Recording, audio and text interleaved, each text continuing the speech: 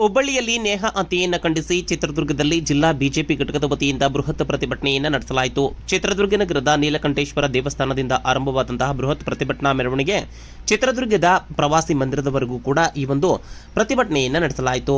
ಇನ್ನು ಚಿತ್ರದುರ್ಗದ ಜಿಲ್ಲಾ ಬಿಜೆಪಿ ಘಟಕದ ಅಧ್ಯಕ್ಷ ಎ ಮುರಳಿ ಅವರ ನೇತೃತ್ವದಲ್ಲಿ ಈ ಒಂದು ಪ್ರತಿಭಟನೆಯನ್ನು ನಡೆಸಲಾಯಿತು.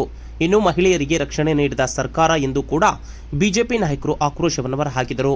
ಇನ್ನು ರಾಜ್ಯ ಸರ್ಕಾರದ ವಿರುದ್ಧ ಧಿಕ್ಕಾರ ಕೂಗಿ ಆಕ್ರೋಶ ಹೊರಹಾಕಿದಂತಹ ಪ್ರತಿಭಟನಾಕಾರರು ನೇಹಾ ಕೊಲೆಗೆ ಮಾಡಿದಂತಹ ಆರೋಪಿಗೆ ಗಲ್ಲು ಶಿಕ್ಷೆ ನೀಡುವಂತೆ ಆಗ್ರಹಿಸಿದರು.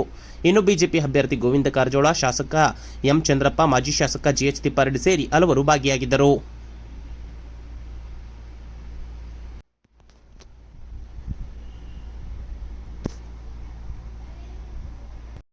ಸರ್ಕಾರಕ್ಕೆ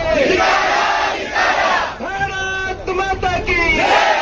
ಈಗ ನಮ್ಮೆಲ್ಲರನ್ನು ಉದ್ದೇಶಿಸಿ ಯಾರು ಕೂಡ ಎದ್ದಕ್ಕೂಡ್ದು. ನಮ್ಮ ಮಾಜಿ ಶಾಸಕರಾಗಿರ್ತಕ್ಕಂಥ ತಿಪ್ಪಾರೆಡ್ಡಿ ಅವರು ಮಾತಾಡ್ತಾರೆ. ಕರ್ನಾಟಕ ಸರ್ಕಾರದ ಕಾಂಗ್ರೆಸ್ ನೀತಿಯ ಅವರ ಇವತ್ತು ಹುಬ್ಬಳ್ಳಿಯಲ್ಲಿ ನಡೆದಂತ ನಿನ್ನೆ ಮೊನ್ನೆ ನಡೆದಂತ 7-8 ಜನ ಹಿಂದೂ ಜನಾಂಗಗಳ ಮರಣವು